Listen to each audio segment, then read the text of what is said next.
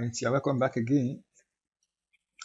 This time we are looking at another category of unsupervised learning called association. The last class we tried to look at some example of clustering under unsupervised learning. So we look at various types of clustering. So we could not exhaust them. There are still more actually, but I think that we have done a little we could do for now. Maybe next time we can add more layer to that which we have learned. But for now, I want us to also quickly look at another example of supervised learning called clustering. I mean association rather. And the first one we want to look at under association is called Apriori. This Apriori algorithm is association rule mining algorithm, which is used to discover frequent item sets and generate rules like customers who buy onion and potato often buy burgers. So these are just a rule base, okay, and the association base as well. Now we have some key concepts which you must remember as we journey gradually. Number one is called support. This is it's a frequency of items, okay, e.g. you can say support, which is onion equals to 0.4, which means that 0.4 means 40% of transactions contain onions. So we say support onion equals to 0.4. So what you are saying is that 40% of transaction contains onion. You can see the way it is arranged. Then we have what we call confidence, which probability that rule X to Y is true, such that confidence onion to egg equals to 0.6, which means 60% of onion buyers also buy eggs. Okay, confidence onion to 60 to eggs equals to 0.6.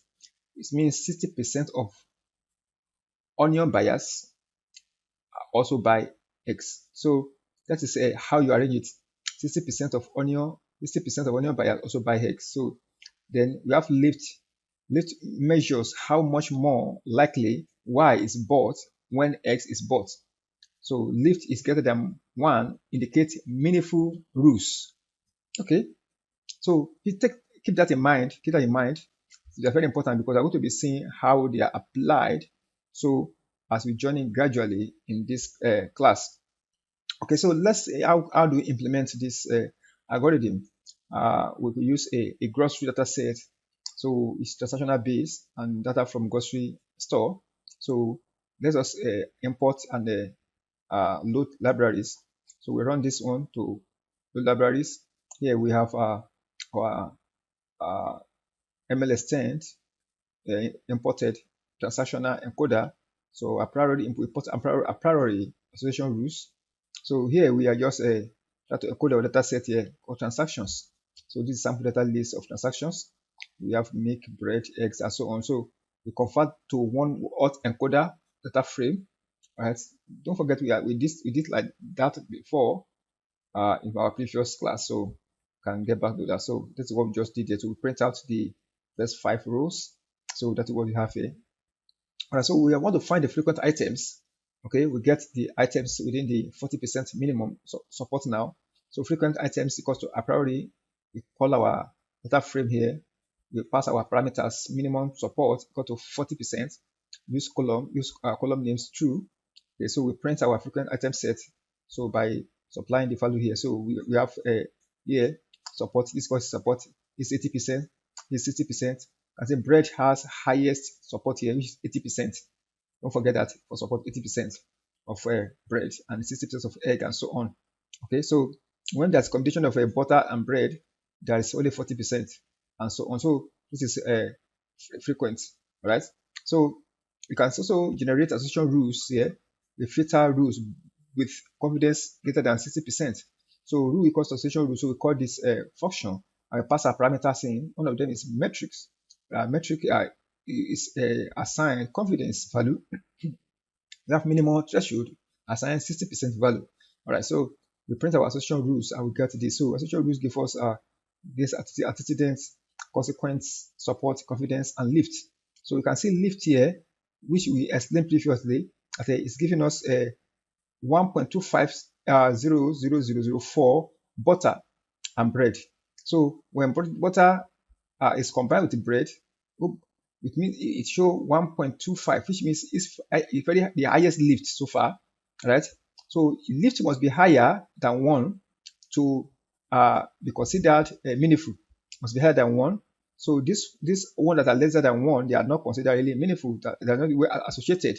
Okay. So when you look at butter and bread has 1.25, which means those who bought butter and also buy bread, there are many, there are more, and they has a high significance than other ones.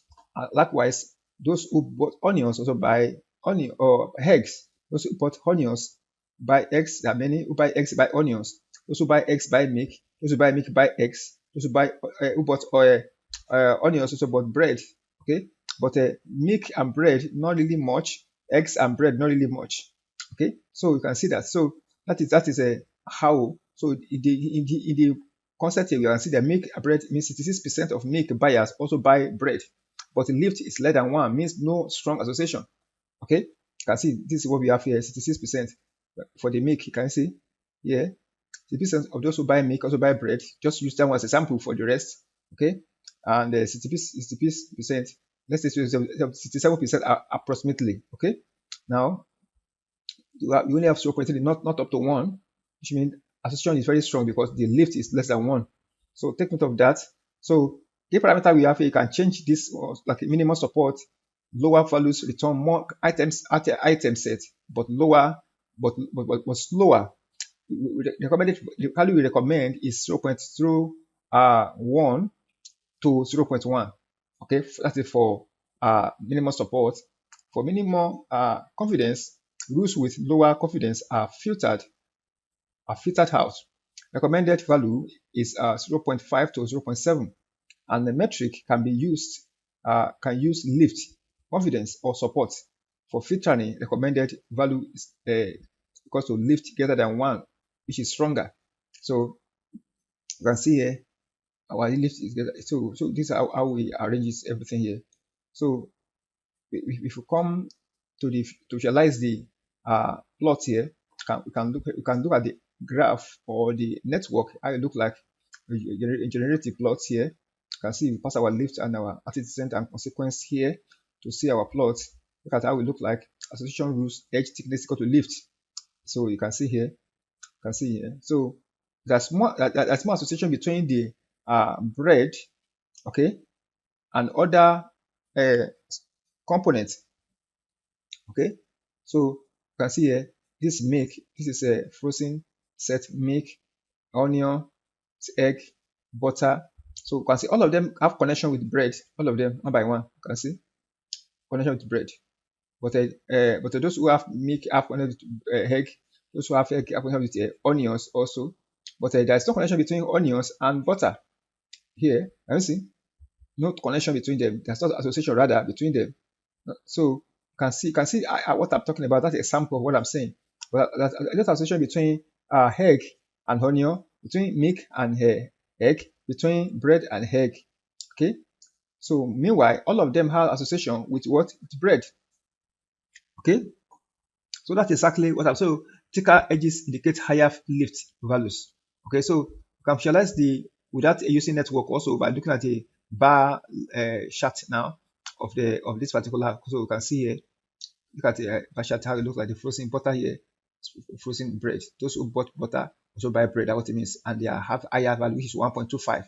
Don't forget that what we got in our here 1.25. Can you see here? So here to plot out the chart here. So you can see those who purchase bread also buy butter. Those who buy butter also buy bread. So those who buy milk also buy frozen egg. Those who buy eggs also buy frozen milk. Those who buy eggs also buy milk rather. Those who buy onion also buy eggs. Those who buy eggs also buy onion. So those ones are not that much many, but even though they are almost similar, but this particular one is the highest so far. We have because of the high lift. So The exception encoder converts the list to one hot format, which we did, and Apriori efficiently finds frequent item sets. Association rules filter meaningful patterns. So that's what we have for so far. So this is just an example of what is called Apriori algorithm, each other association types of unsupervised learning. So I know many are not very familiar with this type of algorithm. So you may need it in one way or the other. Maybe in your research you want to do something similar to this particular kind of data set. So or the kind of you have something similar to this kind of hypothesis that you want to find out. You may use this particular algorithm. So there are still more to this algorithm that we are not necessarily explaining because of time, but at least for now, the basic is it should be enough to carry on. So thank you so much for listening. We'll see us in the next class. You can like, you can share, you can comment if you want anything you want to say or ask. I will see you again in the next class. Thank you so much.